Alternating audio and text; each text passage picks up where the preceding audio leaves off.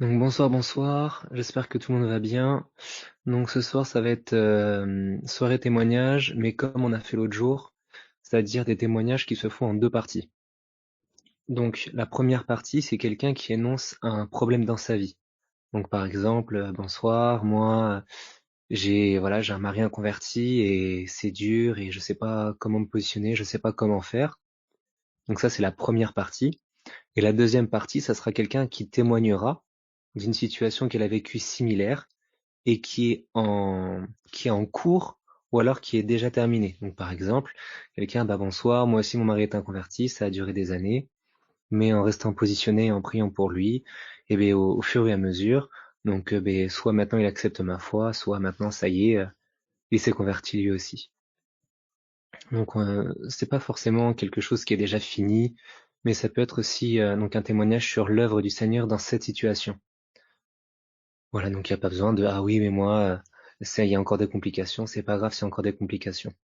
Le témoignage, c'est vraiment de pouvoir exhorter, de pouvoir encourager la personne, en fait, par votre témoignage, du fait que Dieu agit dans cette situation, qu'il est présent. Voilà, voilà. Donc je répète, c'est donc ces témoignages en deux parties. La première partie, quelqu'un annonce un problème qu'elle a dans sa vie. C'est pas oh moi j'aimerais entendre un témoignage sur ça. C'est voilà par exemple quelque chose de concret, quelque chose qu'on vit quoi.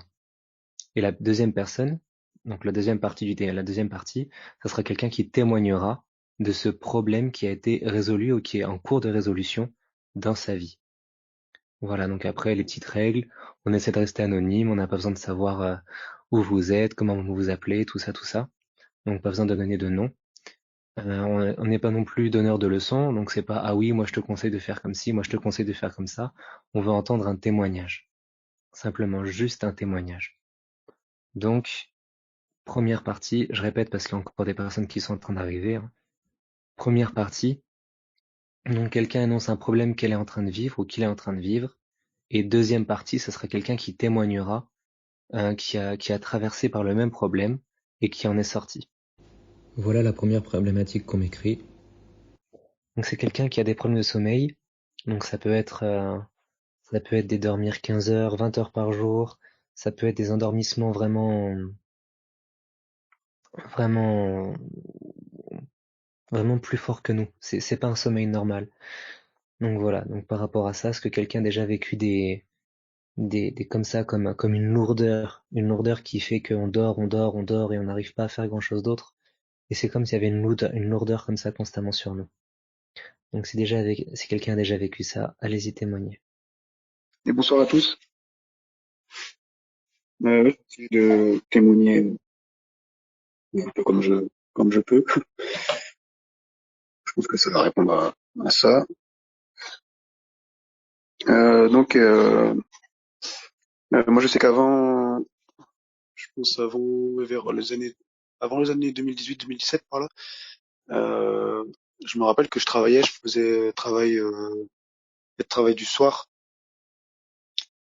et euh, même avant ça, en fait, déjà le travail là en question, je travaillais en logistique. Et sous prétexte que parce que je travaillais le soir, en fait, du coup, comme j'étais tout seul, après, je profitais la nuit. En gros, je profitais malgré que j'étais en Christ. En fait, toute la nuit, je dormais pas. Voilà, je faisais mes trucs la nuit et du coup, enfin, en fait, j'avais plus de vie, quoi. C'était juste travail. Et après la nuit, en fait, enfin, en fait, je me couchais très tard et en fait, je dormais très peu. Et après, je reprenais le travail, tout ça. Et du coup, enfin, j'étais crevé. Et puis, à cette époque-là, il y avait pas beaucoup de vie de prière aussi. Donc, et en fait, c'est que plus tard que je me suis rendu compte, maintenant je me rends compte aujourd'hui, qu'en fait c'est vraiment des esprits, je pense, qui étaient là et qui font en sorte vraiment de nous endormir. Parce que j'ai aussi vécu bien avant aussi, même avant d'être en Christ. Moi j'étais quelqu'un qui dormait à une époque, j'étais quelqu'un qui dormait beaucoup aussi, vraiment très très beaucoup. Et voilà, quand je vivais encore chez mon père, voilà, on me disait fallait toujours me secouer, quoi, me réveiller le matin. C'était vraiment chaud, quoi. Et, euh, et en fait, petit à petit, voilà, je suis arrivé à Christ, petit à petit, puis en fait, vraiment, quand j'ai vraiment eu vraiment le dévoilement, en fait, ce qui a fait le déclic, c'est quand j'ai eu vraiment le dévoilement du parler en langue. J'avais déjà reçu en fait mon parler en langue en 2016, mais là où j'ai vraiment eu la persévérance en fait et le dévoilement, parce que voilà, des années dans la foi m'ont expliqué en fait surtout ce que ça faisait et à quoi ça servait la prière en esprit, le parler en langue. C'est vraiment euh, plutôt fin 2017 par là, quand j'ai commencé vraiment à prier, la persévérance de la prière, qu'en fait ça c'est parti. Et aujourd'hui en fait je prie vraiment beaucoup, je suis non-stop en prière. C'est vraiment ma journée en fait je la passe vraiment avec Dieu et ben, je me sens beaucoup moins fatigué qu'avant. Même si je me couche tard. Bon après j'ai un enfant donc je sais pas si ça joue, mais même voilà même si je me couche tard, je me sens beaucoup moins fatigué qu'avant et même souvent le Saint-Esprit me réveille la nuit et la nuit voilà je me mets à prier et malgré ça en fait je suis beaucoup moins fatigué. Enfin voilà pour vous donner une idée, aujourd'hui j'ai besoin peut-être que de je sais pas peut-être que de 6 heures de sommeil, 6-7 heures de sommeil maximum, je sais pas quelque chose comme ça. Alors qu'avant c'était vraiment voilà que je dorme vraiment beaucoup. Et en plus de ça, c'est soit je dormais très longtemps, ou soit du coup comme je travaillais ben, et que je dormais pas beaucoup la nuit, ben, en fait je dormais très peu, mais j'étais complètement crevé, donc c'était vraiment pas productif. Alors qu'aujourd'hui en fait je peux dormir 6-7 heures et faire ma journée normale parce qu'en fait ben, ma journée je la passe ben, je pense continuellement à Christ en fait. Je pense continuellement à Christ et je prie beaucoup en langue. Donc voilà, et je sais aujourd'hui vraiment qu'il y a des pensées, c'est pas nos pensées, et je sais aujourd'hui par révélation qu'il y a des esprits qui peuvent nous endormir, parce que quand tu dors, bah, tu dors, bah, enfin surtout si c'est un sommeil qui est pas naturel, bah, tu médites pas la parole quand tu dors en fait. Donc voilà, ça fait partie des attaques. Donc voilà, j'espère que ça parlera à quelqu'un. Et merci beaucoup.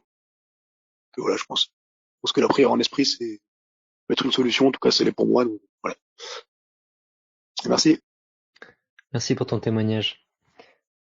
Est-ce qu'il y a quelqu'un d'autre qui a rencontré ce souci? Donc soit un sommeil très lourd, très long, incontrôlable, soit peut-être des insomnies ou voilà, en tout cas, ne pas avoir un sommeil normal ni naturel.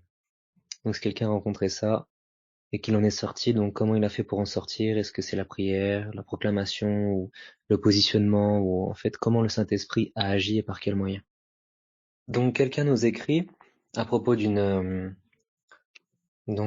problématique. J'ai un ami qui rencontre échec sur échec et il culpabilise, pardon, depuis des années.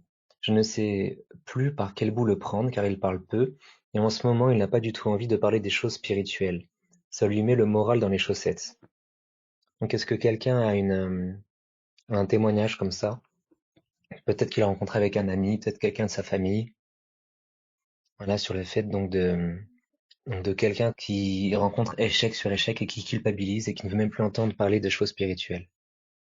Bonsoir, du coup, moi je veux bien témoigner. Ça fait écho avec une situation que j'ai vécue et qui est en train de se résoudre avec ma petite sœur en fait.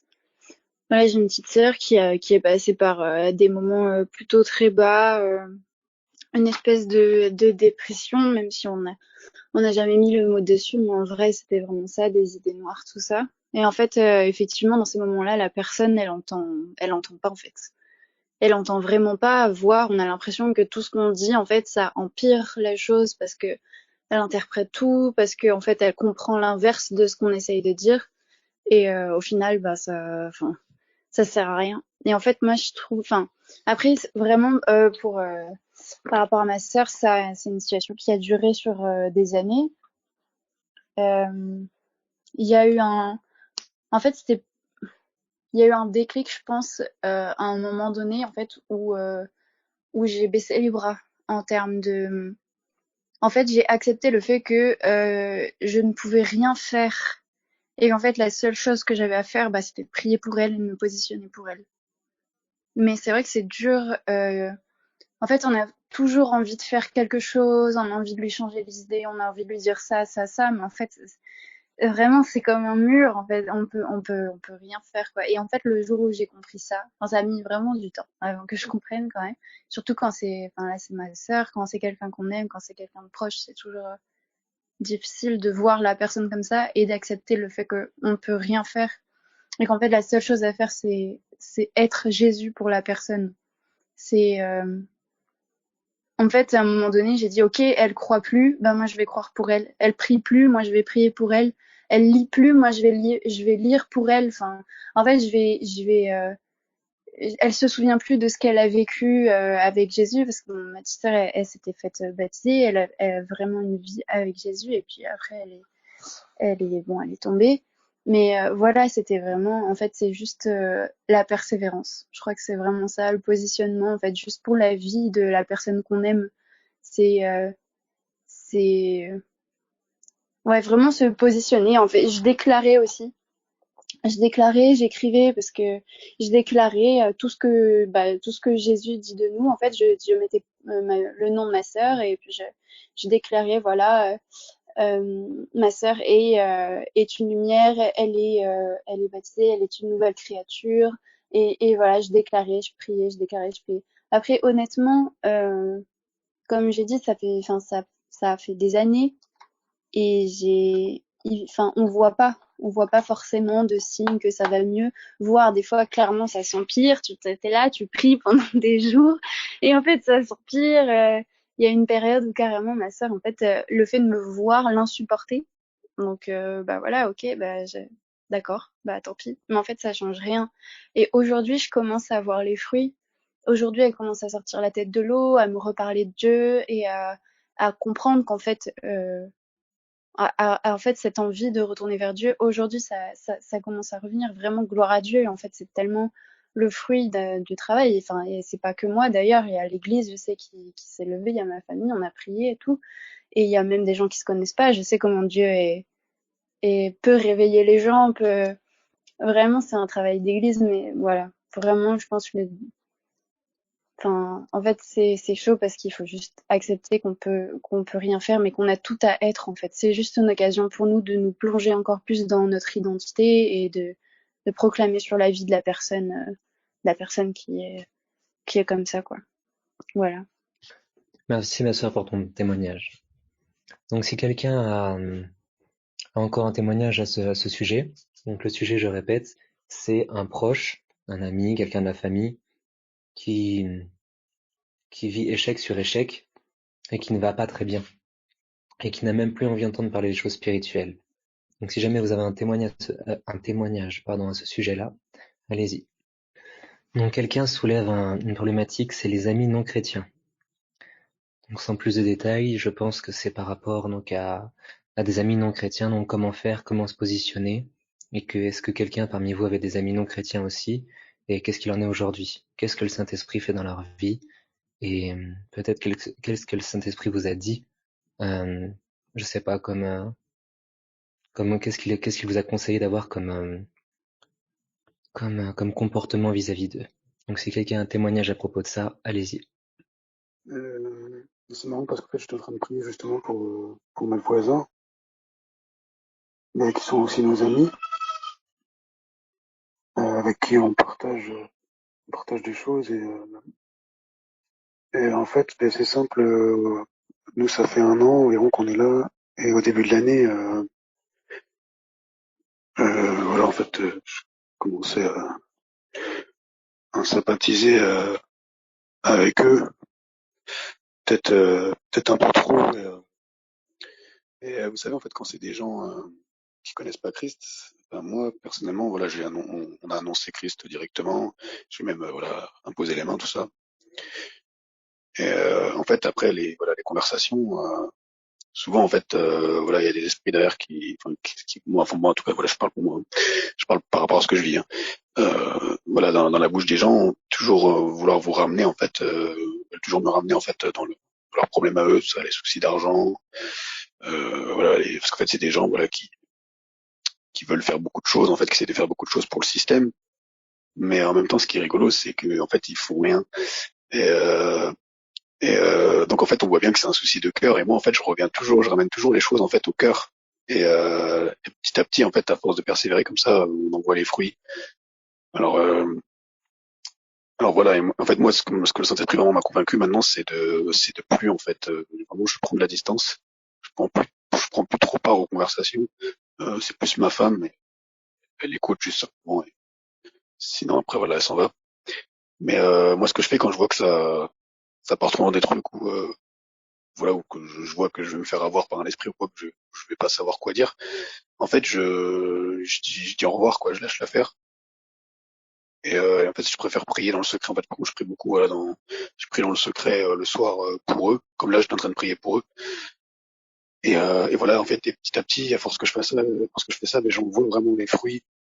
Et même pendant un moment, voilà, les conversations, les gens, en fait, mes voisins, et pendant un moment, il en était même juste à se reprendre lui-même.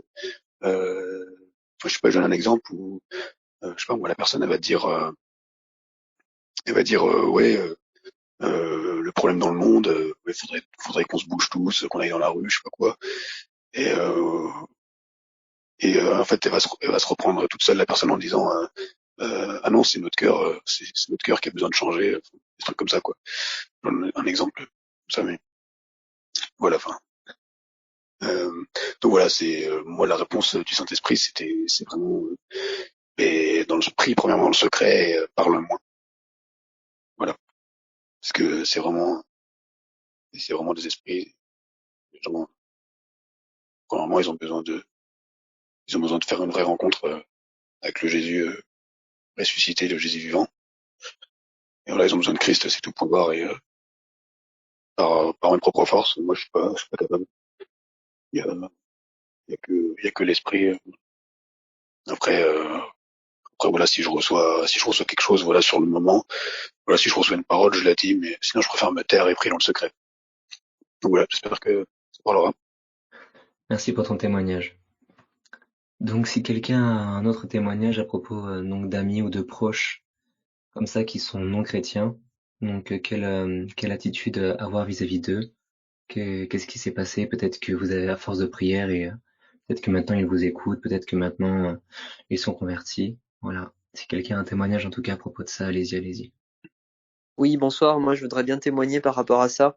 Le fait d'avoir des amis qui sont pas forcément chrétiens, mais nous, on l'est. Et du coup, c'est des fois compliqué quand on est en interaction avec eux ou quand on sait derrière les choses qu'il y a derrière. Des fois, c'est pas facile, mais en fait, je remarque de plus en plus que le Seigneur nous donne un regard bienveillant sur ces gens. Et comme disait le frère juste avant de décréter, de prendre position dans le secret, pardon, il y a que ça je pense, qui peut vraiment faire que les personnes se posent des questions. Alors pour donner des cas pratiques, je vais donner deux cas.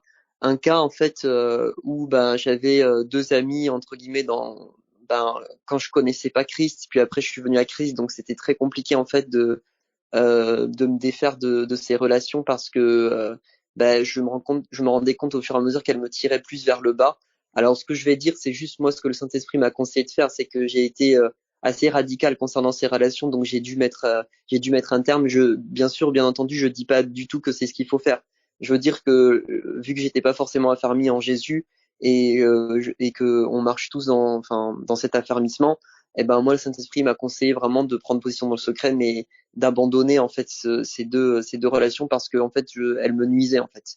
Donc ça c'était le premier cas. Le deuxième cas en fait c'est une autre personne en fait euh, qui par contre me tirait pas vers le bas mais qui pensait pas forcément comme quoi en Christ. Et là par contre il y a un vrai témoignage, c'est que en prenant position dans le secret, comme disait le frère, en priant en esprit, comme la sœur aussi elle disait, parler des choses sur la personne dans le secret et en continuant dans le décret, j'ai vu au fur et à mesure la personne changer, se poser des questions. J'ai vu vraiment la personne shifter, c'est-à-dire la personne disait que j'étais dans une secte et aujourd'hui la personne peut écouter la parole, peut écouter des témoignages, peut écouter des enseignements et ça c'est vraiment une victoire quoi. Donc j'encourage vraiment chaque personne, même si ça prend du temps, euh, même si voilà c'est compliqué et que les circonstances nous montrent complètement le contraire. J'ai vu vraiment, c'est un cas pratique, une personne complètement dire que j'étais dans une secte et que c'était n'importe quoi. Et aujourd'hui, la personne acceptait que je puisse parler de Jésus, voilà, limite prendre la parole et commencer à partager sur le Christ, quoi. Et ça, pour moi, enfin, et je pense pour tout le corps, c'est une victoire, c'est un témoignage. Donc voilà, deux petits cas pragmatiques et ça peut édifier quelqu'un. Voilà. Merci pour ton témoignage. Est-ce que quelqu'un en a un autre?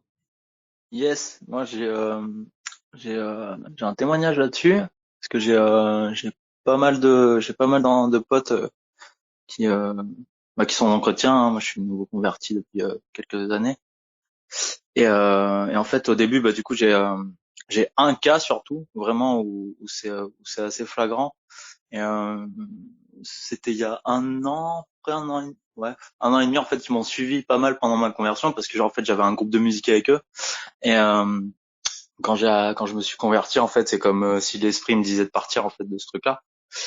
Donc je leur ai témoigné, je leur ai dit que j'avais rencontré Jésus, tout ça. Et en fait, au début, ils ont halluciné et que je parte comme ça. Et du coup, voilà, je leur ai témoigné. Et on a continué à se voir de temps en temps. Et en fait, il y a une fois où mon pote, il a commencé vraiment à me poser des questions. Mais il me dit, mais c'est quoi ta relation avec Dieu, tout ça. Du coup, je lui explique. Et en fait, moi, j'avais commencé un peu à prier pour lui dans mon cœur. Et, et en fait, ce jour-là, je lui ai dit, si tu veux, je peux prier pour toi, en fait. Si tu te poses des questions et tout, en fait, moi, je peux pas vraiment te répondre. C'est vraiment toi, avec le Saint-Esprit, qui va se passer quelque chose, quoi. Et du coup, il a accepté. J'ai prié pour lui. Je lui ai posé la main. Du coup, je l'ai revu quelques temps plus tard. Et vraiment, ils m'ont témoigné. Ils m'ont dit, purée, quand tu as prié, j'étais genre dans une paix complètement trop bizarre, en fait, pendant quelques jours. Genre, ils me disaient 3, 4 jours. Donc il avait ressenti ça, c'est comme s'il y avait eu une semence qui avait été posée. Donc rien n'était forcément établi, hein, mais il avait vu qu'il y avait quelque chose, qu'il y avait une puissance. Et en fait après je l'ai pas vu pendant 6 mois à peu près, parce que moi c'était pareil que Ellie. En fait, il y a des relations, j'ai quand même, je vais les voir de temps en temps, mais de temps en temps. Et par contre chez moi, je proclame sur leur vie. En fait, je prends position sur leur vie et je parle des paroles de bénédiction. Et là je l'ai vu il y a pas longtemps. Et en fait, il me disait qu'il commençait à prier le soir, qu'il commençait à parler à Dieu. J'ai fait, t'es sérieux et tout, tu parles? Il me fait, bah ouais, ouais, carrément et tout. Et il m'a confié qu'en fait, le témoignage, les prières et tout, en fait, ça l'avait touché de fou, quoi. Et le Saint-Esprit, en fait, il fait une œuvre. Et, ouais, enfin, après, sur des chrétiens, tout ça, je veux pas m'éloigner de la pensée, mais c'est vrai que la prière dans le secret, c'est ultra puissant, quoi. En fait, j'ai vraiment c'est pas une impression, c'est vraiment cette certitude que c'est ultra puissant, quoi. De prendre position vraiment dans le cœur pour les gens qu'on aime. Euh, Vraiment, il y a des choses puissantes qui se passent. Je sais pas comment ça se passe, moi, dans le spirituel, mais en tout cas, notre parole, elle peut porter du feu dans les vies. Et voilà. Et du coup, je lui ai reproposé. Je lui ai dit, écoute, t'hésites pas si tu veux que je prie pour toi et tout. Et il me dit, ah mais moi, je vais pas te demander et tout. Je fais, ok, moi, je vais te proposer alors. Et du coup, il a réaccepté que je prie pour lui. Et vraiment, j'ai pu proclamer des choses sur lui, sur ses enfants, sur sa compagne. Et je vois après ils m'ont témoigné, ils m'ont dit, ah mais ça me touche, comment t'as changé, tout ce que t'as arrêté. Enfin voilà, moi je fumais beaucoup, etc. Et du coup, ils ont vu parce qu'ils ont habité avec moi un moment. Et, euh, et voilà, voilà. Donc en fait, faut vraiment pas lâcher. Moi, je suis certain qu'il se passe des trucs de fou dans le spirituel. Il se passe des trucs de fou quand on décrète dans le secret, quand on parle de la vie. Mais bon, les semences, elles mettent du temps des fois à pousser, quoi. Mais voilà, voilà, voilà. Merci pour ton témoignage. Est-ce que quelqu'un a encore un témoignage sur ça? Donc à propos des amis comme ça qui sont non chrétiens, sur comment ça s'est passé, comment le Seigneur vous a guidé, est-ce que vous avez vu des changements, est-ce qu'il y en a certains qui sont venus à Christ? Est-ce que quelqu'un a encore un témoignage à ce propos? Mais donc on m'a envoyé une problématique en privé. Donc c'est quelqu'un qui témoigne. C'est quelqu'un qui témoigne du fait qu'elle n'arrive pas à lire la Bible parce qu'elle n'est pas du tout une lectrice de base et qu'elle n'arrive pas à se discipliner dans la lecture des Écritures. Donc voilà, donc est-ce que quelqu'un a eu cette problématique? Comment il en est sorti? Quelle position il a pris? Peut-être qu'il a prié, peut-être que... Voilà. Qu'est-ce qui s'est passé en tout cas? Est-ce que quelqu'un a un témoignage sur ça? Ouais, donc moi, je pense que c'était vers 2016 par là, j'ai eu ce souci comme ça en fait, de plus vouloir lire en fait. Et c'est toujours pareil, il n'y a pas 36 solutions. C'était premièrement décréter en fait, décréter. proclamer proclamer maintenant, Seigneur, je vais arriver à lire. Voilà, je déclare, même encore aujourd'hui, hein, ça me le fait des fois. Je déclare en fait, même si ça me le fait pas, je déclare quand même. Mais Seigneur Jésus-Christ, voilà, j'ai l'amour pour ta parole, voilà, j'ai de l'amour pour la lecture parce que ces gens-là qui sont dans la Bible, voilà, qui sont décrits en fait dans la Bible, ils ont le même esprit qui est en moi, c'est l'esprit qui est en eux. Et vraiment la Bible, c'est vraiment la base en fait de la parole de Dieu. Donc voilà, c'est vraiment important de lire pour apprendre toujours plus à le connaître, Jésus. Et donc voilà, c'était vraiment premièrement de comment ça a changé pour moi, c'est que j'ai commencé à décréter comme ça, décréter et que j'allais arriver à lire. Et après aussi, il y a le fait de se faire violence, en fait, de se discipliner, de se dire déjà de se dire, tiens, je vais j'ai pour objectif, c'est des trucs tout bêtes comme ça, hein, mais voilà, aujourd'hui, voilà, à partir de maintenant, je me fixe pour objectif de lire au moins une fois par jour.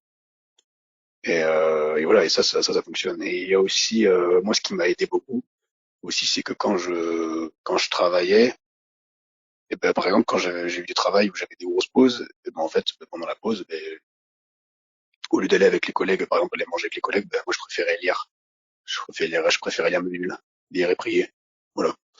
Truc tout bête comme ça. Et aussi, par exemple, avec ma femme, en ce moment, en fait, de plus en plus, ce qu'on fait, c'est qu'on se prend des moments ensemble où on partage la parole ensemble. Si vous avez la chance d'être en famille, voilà. Donc moi, c'est ça qui a marché pour moi. C'est voilà, c'est de me faire un peu violence, de me fixer des objectifs et, euh, et de déclarer que j'allais y arriver. Et voilà, s'attendre toujours plus au Saint-Esprit. Saint-Esprit, il fasse son œuvre en moi. Donc voilà, ce qu'il a commencé, il va le terminer dans ta vie, comme il a terminé dans la mienne. Ouais, merci. C'est pour ton témoignage. Il y a quelqu'un qui répond par l'écrit qu'elle a aussi du mal à lire les Écritures, du coup elle se branche sur tout ce qu'elle peut. Voilà, donc réunion entre frères et sœurs, écoute d'enseignement, Bible en audio, et donc que grâce à ça, elle est proche de la parole. Voilà, donc il y a quelqu'un d'autre qui a écrit aussi pour ce témoignage-là. Moi, il y a 4 ans que je me suis converti, j'ai toujours eu beaucoup de mal à lire la Bible. Toujours des distractions, ou bien je ne comprenais rien. Alors je lisais le Nouveau Testament même si je ne comprenais pas trop. Et je suis pas une grande lectrice, j'aime pas cela, du coup j'étais plus dans les enseignements et vidéos, tout ça, tout ça. J'ai mis la Bible de côté et je priais plus que de lire en fait. Il y a quelques semaines, je faisais souvent des songes où je voyais un aîné qui était professeur dans mon songe. Puis d'autres songes où je mangeais avec des frères et sœurs, donc je communiais. Puis des songes où je voyais la Bible. Mais j'aimais pas lire, je ne comprenais pas. Et le Saint-Esprit dans les songes il m'a fait comprendre l'importance de connaître les Écritures et se discipliner, faire notre part aussi. Puis j'ai beaucoup prié et proclamé tout ça pour ça. Et du coup, c'est comme si le Saint-Esprit m'a donné envie de lire parce qu'il me fait entrer dans des passages que je vis, que j'ai vécu et qui me parlent. Donc pour moi, ça a été la prière et de proclamer. Puis le Saint-Esprit m'a donné un coup de pouce. J'ai proclamé que j'aimais lire et que je lirais la Bible. Voilà. Voilà. Donc quelqu'un a une autre problématique. La problématique est, en milieu professionnel, je me retrouve toujours isolé, méprisé, malgré des comportements de paix de ma part. Donc est-ce que quelqu'un a un témoignage à propos d'un milieu professionnel où il est toujours mis de côté, où il est toujours peut-être isolé, méprisé, ou en tout cas ça se passe pas très bien? Et de comment le Saint-Esprit a changé la situation, ou alors est en train de changer la situation. Ok, alors moi, mon témoignage, c'est par rapport à une expérience que j'avais vécue avant quand j'étais à l'armée. Et on va dire que quand j'étais rentrée, euh, mon comportement, il était assez différent de ceux qui s'y trouvaient déjà, donc des collègues. Et pendant 2 ans sur le lieu de travail où j'étais, en fait, il y avait spécifiquement une fille qui, qui arrivait en fait à monter la tête des gens qui étaient autour de moi jusqu'à ce qu'ils me rejettent. Et je me suis trouvée isolée vraiment très rapidement. Et pendant ce temps-là où j'étais seule, je sentais vraiment la solitude. Je me demandais mais pourquoi en fait j'étais là. Il y avait des moments qui étaient très durs et je priais souvent. Et il s'avère qu'au bout des 2 ans et demi, après j'ai quitté l'armée. Et quand j'ai quitté l'armée, cette personne-là, en fait, qui arrivait à monter la tête de mes collègues, à faire comment dire ça, enfin, les élèves que je dirigeais quand j'étais à l'armée me respectaient pas et tout. Ben, en fait, il s'est trouvé qu'au bout de ces 2 ans et demi, ben, cette personne-là, elle s'est convertie à Dieu. Et que, au moment où elle s'est convertie, ben, la première personne, en fait, vers qui elle s'est tournée, c'était vers moi. Donc, voilà mon petit témoignage. Merci ma sœur pour ton témoignage.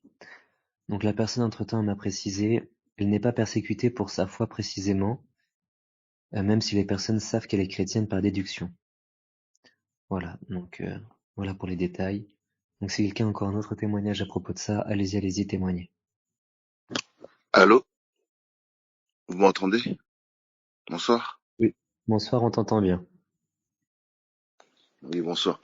Donc voilà, si je peux me permettre, euh, les témoignages que j'ai, c'est pas forcément par rapport au jet, mais dans le monde du travail, souvent c'est pas forcément nous, mais notre foi qui est menacée.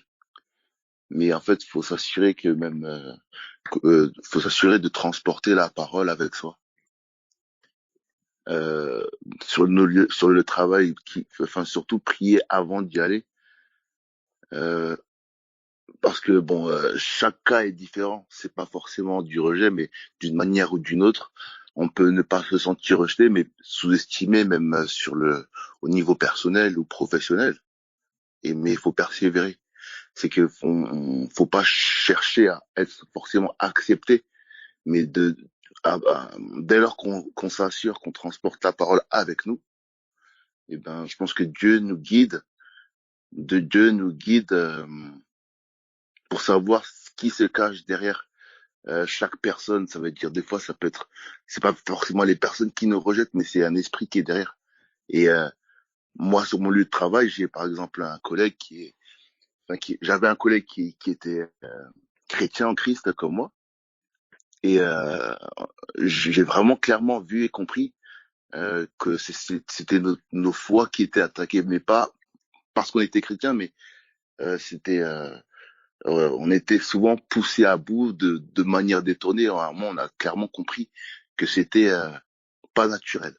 Donc même les personnes qui agissaient injustement, enfin la personne entre guillemets qui agissait injustement envers nous, on sentait clairement qu'elle était elle-même victime de de quelque chose de de au niveau spirituel, quelque chose un esprit. Donc en fait, mon collègue il a quitté la société au final. Moi, j'ai pu rester parce que je m'assurais justement de transporter la parole avec moi, quoi qu'il arrive. Surtout de ne pas céder aux provocations, pour ne pas céder aux provocations, à la colère, etc. Et en fait, ça a porté fruit. C'est-à-dire que au lieu de rentrer dans les provocations, je priais pour la personne entre guillemets, c'était ma responsable, euh, enfin, pour euh, pour pas céder, pour pas que ce soit la chair qui agisse à la place de l'esprit. Aujourd'hui, elle-même n'est plus dans la société, elle s'est fait licencier, et c'est pour dire que Dieu fait justice. Je pense que Dieu, quand on est victime de toute forme d'injustice sur le travail, il faut surtout s'accrocher à transporter, s'assurer qu'on transporte la parole dans notre cœur, en nous, partout en fait. C'est Pour moi, c'est le témoignage que j'ai à partager. Et, et voilà. Malheureusement, pour certaines personnes, ça s'est très mal terminé.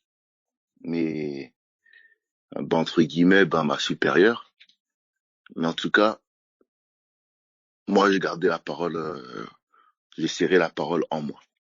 Il ne faut pas forcément chercher à être considéré par les hommes en général. Euh, Dieu, justement, euh, des fois, on est poussé à, c'est des situations qui sont créées pour accroître notre dépendance à la parole et à Dieu, si je peux me permettre.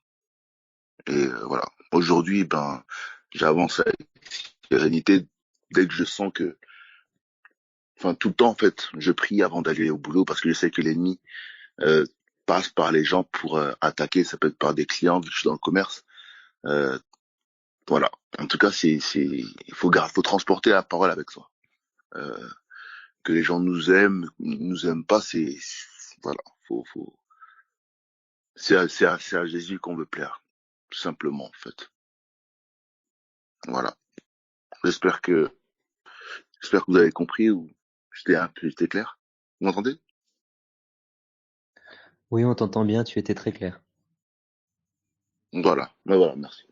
Donc voilà, en fait, c'est mon témoignage, c'est que peu importe ce qui se passe, ben en fait, je sais que euh, à mesure qu'on garde la parole près de nous, ben Dieu est réellement là. C'est peut-être humainement pas palpable, mais c'est réel. C'est-à-dire que il fait justice, s'il faut, il venge. Voilà. Et surtout, euh, des fois, on peut être rejeté parce qu'on refuse de, tout simplement parce qu'on refuse de se prêter au jeu des commérages. Des fois, on passe pour des personnes qui prennent pas parti. Ben, souvent, en tant que chrétien, on est taxé de personnes qui vivent dans un monde de bisounours. C'est quelque chose qui revient souvent, mais on est là pour bénir les gens. On n'est pas là pour, pour être dépendant de la considération des gens en général. Pour moi, je considère que c'est un esclavage. Euh, Tôt ou tard, il y a quelque chose de solide qui se dégage. Parce qu'il y a des fois, même au niveau collectif, il peut y avoir des tempêtes. Et quand les gens nous voient, peu importe les situations, tenir ferme, ne pas changer, avoir une certaine régularité dans le comportement, et ben c'est là qu'ils commencent à voir quelque chose de spécial en nous et à s'interroger. Et au final, ben c'est Jésus qui est glorifié, tout simplement. C'est-à-dire que souvent, à la clé, c'est les témoignages, en fait. C'est qu'à un moment, on intrigue les gens. Mais en fait, c'est Jésus qui peut être glorifié. Faut persévérer. Parce que là où on est attaqué, ben, Jésus peut être très fortement glorifié. Voilà. Si je peux me permettre. Voilà. C'est au quotidien que je le vis, hein. Voilà. C'est que c'est pas, faut pas, il y a pas, enfin voilà, faut pas s'attendre à ce que ça s'arrête du jour au lendemain. Ça peut s'arrêter, reprendre, s'arrêter, reprendre, mais ça fait partie. Ça fait partie ça fait partie voilà, du quotidien, quoi. Voilà. Et faut surtout s'accrocher à la parole, transporter la parole avec soi. Voilà. Voilà. Merci pour ton témoignage. Donc, il y a d'autres personnes qui ont répondu à l'écrit. Je vais les lire. Donc, quelqu'un a dit, moi, j'ai vécu cela, mais surtout dans ma famille et un peu au travail aussi. Je suis caissière. J'étais toujours souriante, j'amenais la joie, la paix, le sourire. Je râlais pas, je ne m'énervais pas. Rien. Certains aimaient ça et m'encourageaient. Certains aimaient ça et m'encourageaient et disaient être bien en ma présence, mais pas mal d'autres, ça les gênait. Alors que j'étais juste moi. Et en priant pour savoir quel était le problème, le Saint-Esprit me montrait que ce n'était pas à cause des gens, mais à cause de l'influence, l'esprit derrière la personne qui n'était pas à l'aise avec l'esprit de paix, l'esprit de Christ qui était en moi. Donc voilà pour un témoignage. Voilà, voilà. Donc sur ce sujet-là, ben, moi aussi j'ai un témoignage. Donc moi, j'étais intérimaire et donc je vais raconter donc deux missions. La première mission, donc c'était une mission de 2 mois et demi, je pense. Et donc ça se passait bien, normal pendant 1 mois et demi. Donc voilà, on était une équipe de 5, ça se passait tranquillement. Et avec le temps, comme ça, et les discussions, ils ont la question est venue et donc ils ont su que j'étais chrétien, que je croyais en Dieu. Et à partir de ce moment-là, il y a eu comme un changement de situation. Donc il y a quelqu'un qui pour rigoler, hein, tout avec humour, m'insultait des plus belles insultes possibles, voilà, que je ne citerai pas par politesse. Euh, et ça a duré pratiquement le reste de la mission. Donc c'était à certains moments c'était dur à tenir, mais donc je restais. On était cinq en pause, donc forcément on restait ensemble et on restait au même endroit. Et donc je me prenais toutes les réflexions, tout ce qui allait avec. Voilà, voilà. Et après cette mission-là, donc cette personne qui m'a donc gentiment insulté, je pense que c'était un an plus tard. Donc une autre personne qui travaillait dans la même entreprise, en tout cas au même endroit, on lui a demandé, enfin, alors que je m'explique bien. Donc je connais quelqu'un qui travaillait au même endroit, et donc elle a recroisé cette personne-là. Et cette personne-là lui a demandé comment j'allais parce que elle savait qu'on se connaissait. Et elle lui a dit j'espère qu'il va bien, j'espère qu'il a pas pris trop mal mon comportement, c'est vrai que j'avais été un peu dur, tout ça, tout ça. Et ce qui fait que quand moi-même j'ai retravaillé au même endroit plusieurs mois après, et qu'on s'est recroisés, j'ai pu lui témoigner, lui témoigner. J'ai pu avoir un comportement totalement indifférent à ce qui s'était passé et plein d'amour et je vais pas dire que ça l'a déboussolé, mais ça se voyait qu'il avait pas l'habitude. C'est plutôt la personnalité d'un gros camionneur, donc grosse barbe, longs cheveux, voilà, assez vieux. Je dis ça, il devait avoir 50, 55 ans. Donc c'était, en tout cas, ça se voyait sur son visage qu'il était étonné de mon comportement vis-à-vis de lui par rapport à ce qui s'était passé. Voilà. Et il y avait donc une autre mission cette fois-ci qui durait 7 à 8 mois. Et donc pendant 7 à 8 mois, bon, ça se passait plutôt moyen. Il y avait des personnes avec qui je m'entendais bien. Là, c'était une équipe beaucoup plus grande. On devait être une trentaine de personnes. Et donc ça se passait, donc ouais, avec certaines personnes ça allait, puis avec d'autres c'était très compliqué parce que c'était le secteur du bâtiment, donc les valeurs de certaines personnes dans ce milieu-là sont compliquées. Et au bout d'un moment, ça s'est su que j'étais chrétien. Bon alors là c'est pareil, hein, entre les insultes, les moqueries et puis tout ce qui s'en passe, ça c'était marrant. Mais je me souviens qu'une fois, on était en train de ranger le matériel avec, allez, on était peut-être une quinzaine de personnes. Et il y a quelqu'un qui m'a posé une question comme ça, mais comme sur le ton de la moquerie. Mais je lui ai répondu sérieusement. Et comme ça, après en fait, après qu'on ait fini de ranger tout le matériel, il y a la moitié qui sont partis et les autres ils sont restés et ils commençaient à écouter la conversation que j'avais avec la personne. Et donc j'ai pu témoigner de ma foi, de ce que Dieu avait fait dans ma vie, en tout cas en 7 ou 8 personnes.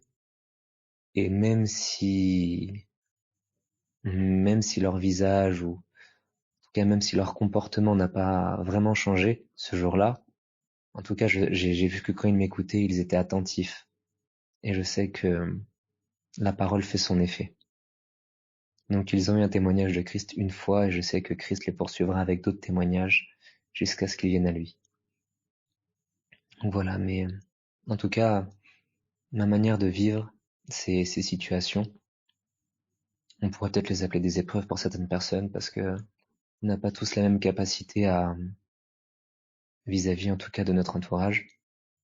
Mais en tout cas, moi, ça a été simplement d'accepter et de subir en silence. Et à des moments, ça leur faisait plaisir parce qu'ils pouvaient s'en donner à cœur joie. Et à d'autres moments, ça les saoulait parce qu'il n'y avait pas de réponse devant.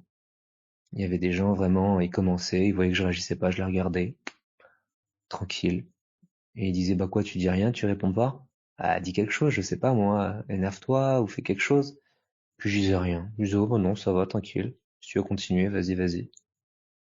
Et ça les calmait. Et en tout cas, je dis pas que c'est comme ça qu'il faut le vivre, hein. C'est pas la manière de le vivre, mais en tout cas, c'est comme ça que je l'ai vécu. Et même si des fois intérieurement, ça m'a touché parce qu'il y a des choses qui sont plus difficiles à entendre que d'autres.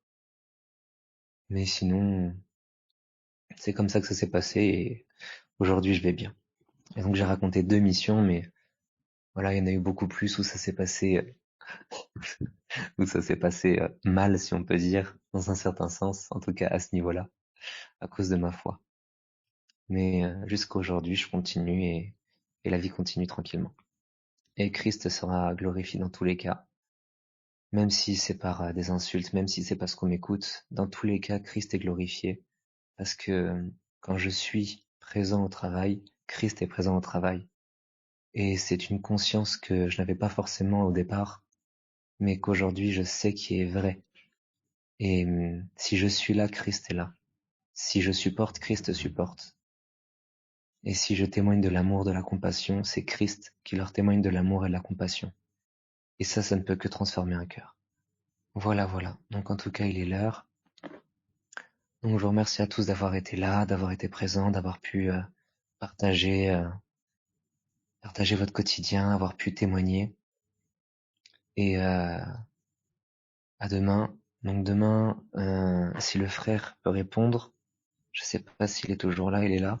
Si le frère peut répondre à demain quelle heure pour question-réponse, si c'est 16, 17, bon, il doit pas être là. Donc voilà, en tout cas demain, moi j'allumerai le salon vers, je pense 15h30, 16h. Donc soyez présents et en tout cas pensez que ça peut commencer vers 16 ou 17h, ou peut-être même que ça sera annulé, on sait pas. Donc en tout cas on se laisse guider dans tous les cas. Donc soyez bénis vraiment, passez une bonne nuit dans sa présence, pour certains dans les Écritures, pour d'autres dans la prière, et à demain.